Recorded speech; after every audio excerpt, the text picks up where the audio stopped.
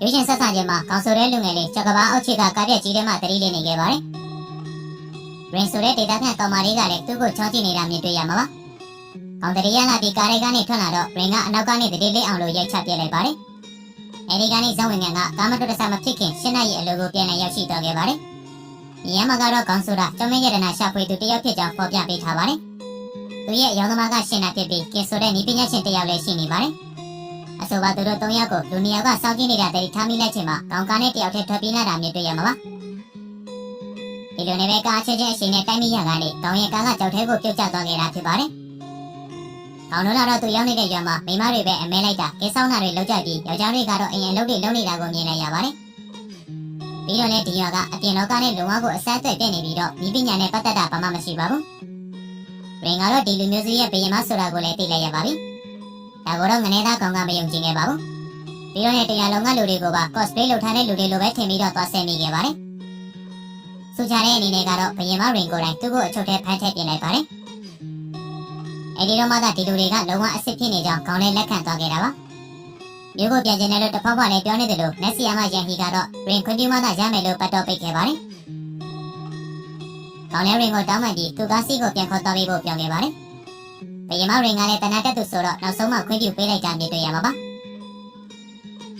ဒီလိုနဲ့ပဲကောင်ကားတွေကပစ္စည်းတွေယူနေတော့တန်တို့တကားကနေလက်ကင်းညော့ထိုင်ရကနေရင်ကိုရိုက်မိပြီးတော့ရင်တတိလက်သွားခဲ့ပါတယ်အဲဒီနောက်တော့တာဟာသူ့အတွက်အခွင့်ကောင်းမဲလို့တွေးပြီးတော့ကောင်တော်လေးကိုထွက်ပြေးသွားခဲ့ပါတယ်ဒါပေမဲ့လည်းကားတွေကစီတွေယူပြီးတော့မိထလောင်ခဲ့တယ်လို့တတိလေးနေတဲ့ရင်ကိုပါမိတွေဝိုင်းလာခဲ့ပါတယ်ရွာသားတွေလည်းမကြမ်းမရောက်ရှိလာခဲ့ပြီးတော့မိကိုဝိုင်းနေခဲ့ကြပါတယ်ဒါကိုတော့ကောင်တယောက်အတန်တွေကြရင်နောက်ပြန်လှည့်ဖို့ဆုံးဖြတ်ခဲ့ပါတယ်အဲဒီနောက်တော့သူ့ကိုယ်သူရေတဘုံတော့မြေရိတ်ကောင်းရင်ကိုဝင်ကန်လိုက်တာမြင်တွေ့ရမှာပါအဲဒီတော့မှပဲရွာသားတွေလည်းစိတ်အေးသွားနေရပါတယ်မြန်မာကားတွေကိုအားကျသွားတယ်နဲ့တော့ထင်ပါတယ်စလိုမိုရှင်တွေကိုရေထဲကိုနှစ်ယောက်သားဖက်ပြီးတော့ခုန်ချသွားကြတာပါအဲဒီနောက်ရင်ရဲ့တဲတဲကိုပြန်လဲရောက်ရှိလာကြပါတယ်ကောင်ကတော့အာမကုန်သေးတဲ့သူ့ရဲ့ဖုန်းကိုသုံးရင်ရင်ကဖုန်းကိုအန်ရီလို့ထည့်ပြီးတော့ဖြည့်ဆည်းမလို့လုပ်ခဲ့ပါတယ်ကောင်ကတော့အန်ရီမရှိကြောင်းတွေတွေ့ပြတချင်းကိုဖွင့်ပြလိုက်တာရင်နဲ့အကြိုက်တွေ့ရင်နဲ့အိပ်ပပြောသွားခဲ့ပါတယ်အဲဒီနောက်ရင်အိပ်ပျော်တုံးလေးမျိုးဘောကိုပြန်ရောက်မဲ့မြေပုံရှိမလားဆိုပြီးတော့ကောင်းချနေတာမြင်တွေ့ရမှာဖြစ်ပါတယ်ဒီလိုနဲ့ပဲမြေပုံကိုလိုက်ရှာနေရင်နီလာတို့တလုံးကိုရှာတွေ့သွားခဲ့ပါတယ်ကောင်းလဲအဲ့ဒီနီလာတို့ကိုသူ့မပါတဲ့ခေါက်ဆွဲကြောက်တွေဖုန်းနေနဲ့လဲမယ်ဆိုပြီးတော့တောင်းဆိုခဲ့ပါတယ်ဒါပေမဲ့လည်းရင်ကတော့သူ့အမေပေးခဲ့တဲ့တန်ဖိုးရှိဆုံးပစ္စည်းဖြစ်နေတာကြောင့်လုံးဝလက်မခံခဲ့ပါဘူး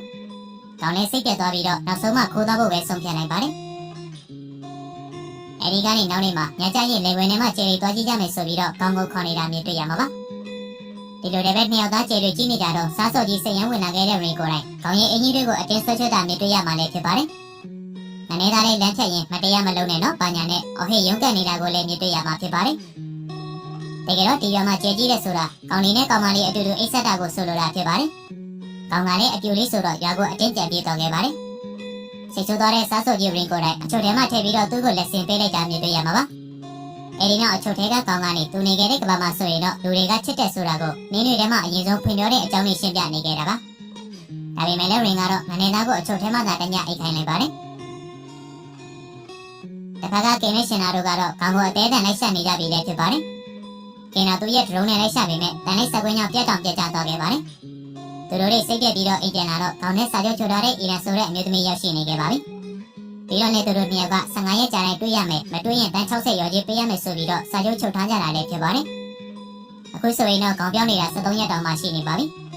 ဒါကြောင့်မဲအီလန်ကိုယ်တိုင်လာပြီးတော့တတိပေးခဲ့တာပါရှင်နာကတော့တော်ရဲကိုခရီးထွက်နေတာပါလို့လင်းလင်းပြင်မယ်လေအီလန်ကတော့2ရက်တာအချိန်ပေးသွားခဲ့ပါတယ်တော်ရဲမှာတော့ရင်ကကောင်ကိုတော်ရဲအထိခွန်လာပြီးသူ့ကိုလက်ထပ်ပါလို့ဖွင့်ပြောတာမြင်တွေ့ရမှာပါဒါပေမဲ့လည်းနှင်းနဲ့သွေးဆိုတဲ့တရုတ်စကားကအတန်ရင်းစိတ်လိုနေတာကြောင့်နှင်းတွေအောက်မှာဖွင့်ပြောမဲ့အစားကြက်သွေးလေးကိုပုံလိုက်လောင်းချပြီးတော့ဖွင့်ပြောလိုက်တာကိုလည်းမြင်တွေ့ရမှာပါ။ကောင်းလေးစိတ်ဆိုးဆိုးနဲ့ထွက်လာတော့ထောင်ချောင်းမှမိသွားခဲ့ပါတယ်။အဲဒီတော့မှသူလက်ထပ်ခွင့်တောင်းတာကိုလက်ခံရင်လက်ခံအမခံရင်လူငယ်တွေပြောတဲ့အတိုင်းပြောပြီးတော့အကြက်ကန်လိုက်တယ်ပဲဆိုပါတော့ဗျာ။နောက်ဆုံးတော့တနာစင်ရကောင်းလေးလည်းလက်ထပ်ခွင့်တောင်းတာသာခံလိုက်ရပါတယ်။အဲဒီလိုနဲ့သူတို့ပြန်လာတဲ့လမ်းမှာကောင်ကကင်ရဲ့ drone တလက်လေးကိုမြင်ပြီးတော့ထွက်ပြေးမှဖြစ်မယ်လို့ဆုံးဖြတ်လိုက်ပါတယ်။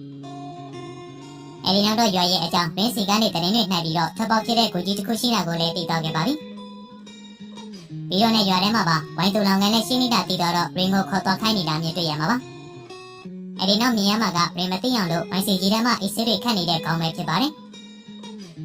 ဒီလိုနဲ့ပဲနှစ်ယောက်သားကိစ္စဝိစ္စပြီးတော့တဲတဲပြန်ကြရင်နီလာတို့ကိုခေါင်းအတွက်မင်္ဂလာလက်ဆောင်ဆိုပြီးတော့ပေးလိုက်တာမျိုးတွေ့ရမှာလည်းဖြစ်ပါတယ်။နောက်စီမကောင်းတော့ဖြစ်သွားခဲ့ပြီမဲ့လို့နီလာကိုတော့ယူထားလိုက်ပါတယ်။နောက်နေ့ကျတော့သူတို့ရဲ့လက်ထပ်ပွဲကျင်းပကြပြီးရင်ငါးကောင်ကိုဒူးထောက်ပြီးတော့လက်ထပ်ခွင့်တောင်းခံခဲ့ပါတယ်။ကောင်းတဲ့သူရဲ့အကြံအတိုင်းဒေါ်လာလေးကိုဝိုင်းနေတောက်ခိုင်းလိုက်တဲ့အချိန်မှာအကုန်လုံးအိပ်ပျော်သွားကြပါတယ်။ကောင်းတဲ့လွယ်အိပ်တွေပါတယ်ယူခွေတွေကနေထက်သွန်းလိုက်တာနောက်နေ့ကျတော့ကာနမဘက်ကိုပြန်လည်ရောက်ရှိလာခဲ့ပါတယ်။အဲဒီကြတော့မှအီလန်ကခေါင်းရဲ့အိမ်ကိုတိမ်ဖို့ပါစာချုပ်အတင်းချုပ်ခိုင်းနေပါပြီ။အဲခေါင်းဆောင်နဲ့ပဲခေါင်းအချင်းကြီးပြန်လည်ရောက်ရှိလာပြီးတော့စာချုပ်ဆောင်ရွက်ကိုလည်းမျိုးချပြလိုက်ပါတယ်။အီလန်ပြန်တော့မှပဲခေါင်းလေးရေမိုးချိုးစားတောက်နိုင်ခဲ့တာပါ။အဲဒီနောက်တော့သူ့ရဲ့မိတ်ဆွေနှစ်ယောက်ကနေပြောင်းနေတဲ့အချိန်မှရှိနေတာလေလို့မေးခဲ့ပါတယ်။ဒါပေမဲ့လည်းခေါင်းကတော့ရွာလေးကိုကာကွယ်ခြင်းလို့ပါညာလေပြီးတော့သာဖြစ်လိုက်တာပါ။အဲဒီနောက်ရင်ပေးလိုက်တဲ့နီလာတို့ကိုထုတ်ပြလိုက်တဲ့အချိန်မှာဒီလောက်ကြီးတဲ့နီလာကိုမမြင်ရတာကြပြီဆိုပြီးတော့မိုးကုတ်ကကြောက်ပွဲစားတွေအတိုင်းဓာမီနဲ့ဖိုထိုးတီထိုးလုပ်နေကြကြပါတယ်။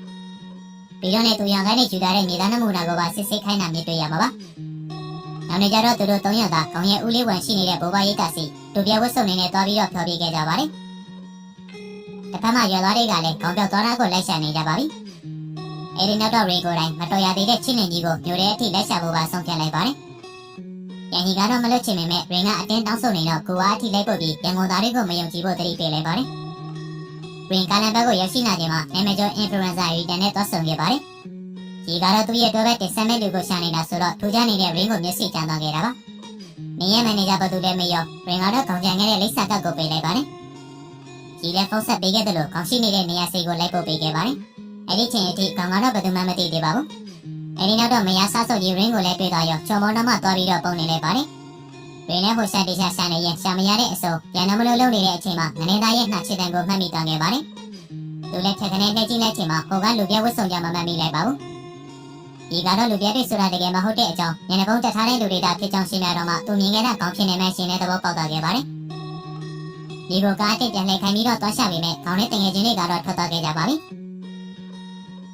ရင်တရားစိတ်ပြတ်သွားပြီမဲ့လေခေါင်းပြန်လာတဲ့အထိစောင့်မယ်ဆိုပြီးတော့အိတ်တန်ရှိမှထိုင်ပြီးတော့စောင့်နေလိုက်ပါတယ်။ဘိုးရနေတာတော့ထမတော်တာကြောင့်ဒီတော့မှထိဆောင်ပေးထားရတာပါ။ခေါင်းကလည်းဒီလိုထွက်ပြေးရတာကိုစိတ်မကောင်းဖြစ်နေခဲ့ပါတယ်။မကြပါဘူးသူလည်းရင်ရဲ့တီနီယာကိုရှာပေးဖို့ကင်းကိုခိုင်းနေတာမျိုးတွေ့ရမှာပါ။အဲဒီနောက်ကင်းနဲ့ကြီးအိတ်တမှာပဲရှိနေသေးတဲ့ဆိုတာကိုသိသွားခဲ့ပါတယ်။ချက်ချင်းပဲကားကိုပြန်မောင်းရင်ရင်းကိုတွေ့လို့ desktop အုပ်လိုက်တဲ့အချိန်မှာဟိုကအင်ဂျင်လက်ဆွဲပြီးတော့ထိုးမလို့လုပ်ခဲ့ပါတယ်။